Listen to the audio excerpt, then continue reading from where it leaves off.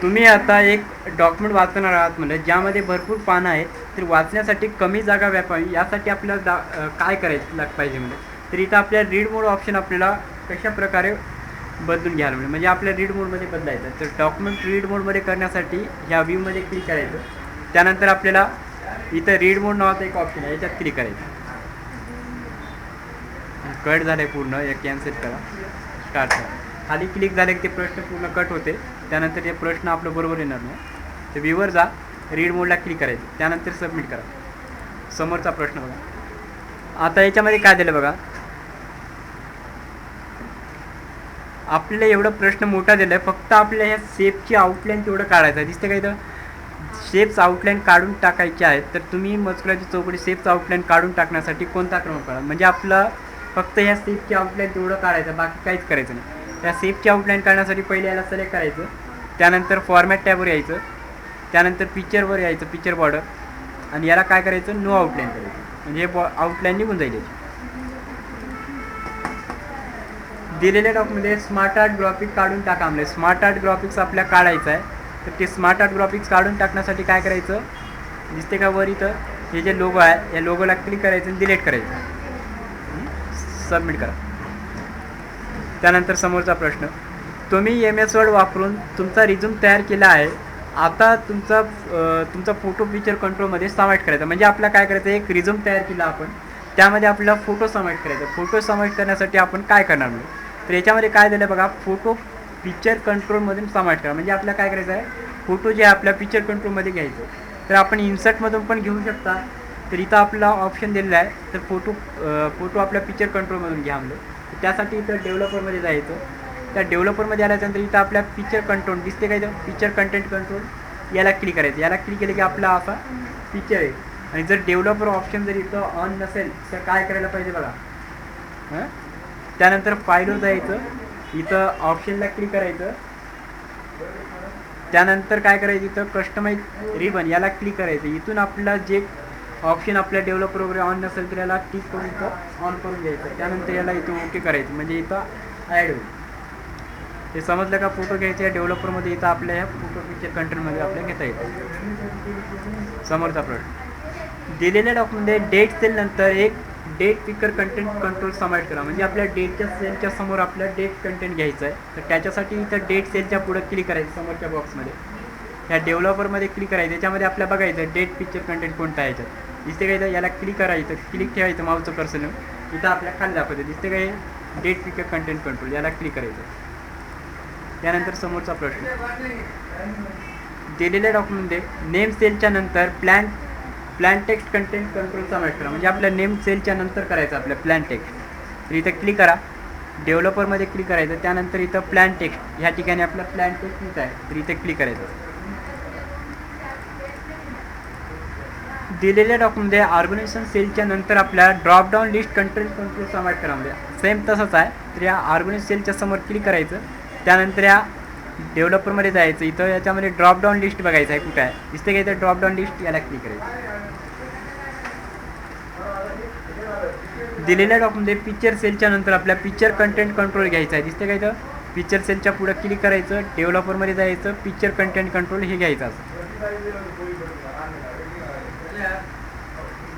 दिलेल्या डॉक्युमेंटमध्ये picture control काढून टाका. म्हणजे आपल्याला काय करायचं, पिक्चर कंट्रोल जे दिलेलं आहे आपल्याला ते डिलीट करायचं आहे. तर हे डिलीट करण्यासाठी खाली क्लिक करायचं, खाली या, त्यानंतर स्क्रोल केल्यानंतर याला डिलीट करायचं पिक्चर, आणि त्यानंतर याला सबमिट करा. समजा डिलीट करायचं, कीबोर्डमधून डिलीट करा.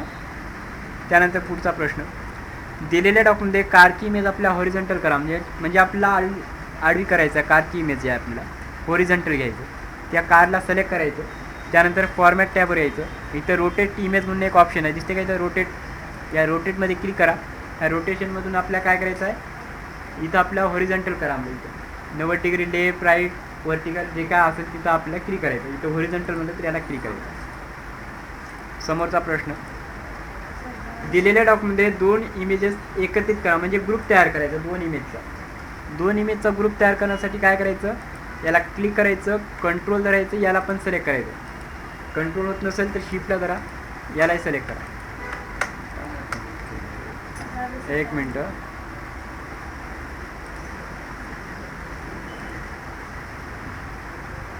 याला क्लिक करा. पहिलं कंट्रोल किंवा शिफ्ट धरून याला सिलेक्ट करायचं. त्यानंतर फॉर्मॅटवर यायचं आणि याला ग्रुप ऑब्जेक्टचा वापर करून त्याला ग्रुप तयार करायचं. म्हणजे दोन्हीचा एकच ग्रुप तयार करायचा. काय माहिती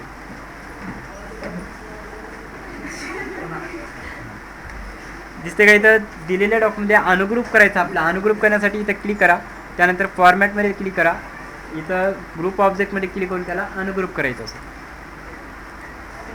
त्यानंतर पुढचं दिलेल्या डॉक्युमेंटमध्ये कारची इमेज आपल्या 90 डिग्री रोटेट करायचं आहे. कुठं करायचं आपल्या 90 डिग्री रोटेट. इथं आपल्या कुठं दिलं आहे उजवीकडे म्हणजे राईटला 90 डिग्री रोटेट करायचं. तर फॉर्मॅटमध्ये क्लिक करायचं. रोटेटमध्ये क्लिक करून त्याला राईट डिग्री 90 डिग्री करायची इथं राईटला. ठीक आहे. दिलेल्या डॉक्युमेंटमध्ये अनुग्रुप करा. आपल्या अनुग्रुप करायचं तुम्हाला माहिती आहे. आता अनुग्रुप करण्यासाठी आपण काय करता या इमेजला क्लिक करायचं पहिलं. त्यानंतर इथं फॉर्मॅट टॅबवर जायचं. इथं ग्रुप ऑब्जेक्टमध्ये जाऊन त्याला अनुग्रुप करायचं इमेजेस. दिलेल्या डॉक्युमेंटमध्ये दिलेला मजकूर एक कॉलम आणि 10 रोमध्ये कन्वर्ट करा. म्हणजे आपलं एक कॉलम 10 रोमध्ये करायचं आहे. तर त्यासाठी काय करायचं याला टेक्स्टला सिलेक्ट करायचं. पूर्ण इन्सर्ट टॅबवर जायचं. टेबलला क्लिक करायचं. इथं कन्वर्ट टू टेक्स्ट टेबल आहे दिसते की इथं कन्वर्ट टेक्स्ट टू टेबल याच्यात क्लिक करायचं. ते 11 कसं काय आलं बा. याला सिलेक्ट करा फक्त 10. त्यानंतर इथं इन्सर्टवर जायचं. टेबलला क्लिक करायचं आणि याला इन्सर्ट टेबलला क्लिक केलं तरी चालते.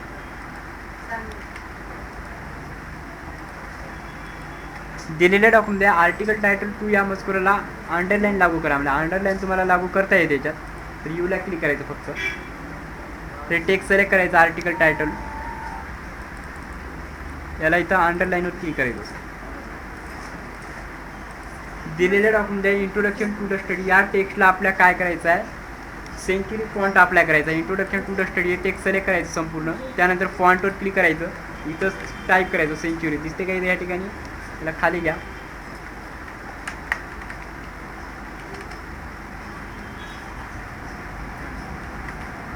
याला एंटर करायचं या ठिकाणी. एंटर केले की ते अप्लाय होते.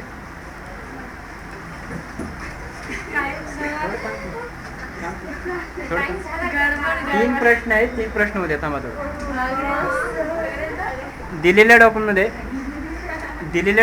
थर्ड या शब्दाला इटॅलिक करा. म्हणजे थर्ड हे शब्द बघायचे ज्यात या ठिकाणी दिसते काय. याला क्लिक करायचं. याला इटॅलिकवर क्लिक करायचं आहे. दिलेल्या डॉक्युमेंटमध्ये इन्क्लूड्स या शब्दाला काय करायचं आपल्याला डार्क येलो करायचा हायलाईट कलर. तर इन्क्लूड्स हे शब्द सिलेक्ट करायचं. इथं हायलाईट कलरला क्लिक करायचं. त्याच्यामध्ये डार्क येलो बघायचं कुठं आहे या ठिकाणी क्लिक करायचं.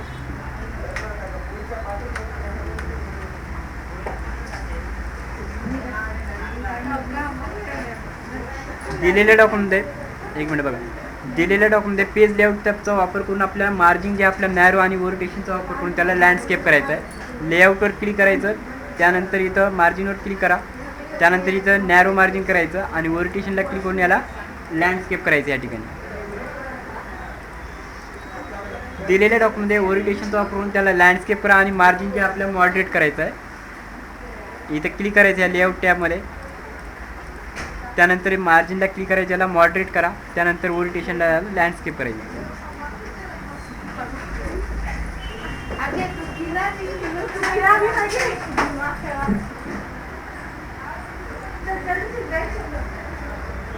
हे प्रश्न आपल्याला जसं दिलं तसंच करायचं आहे.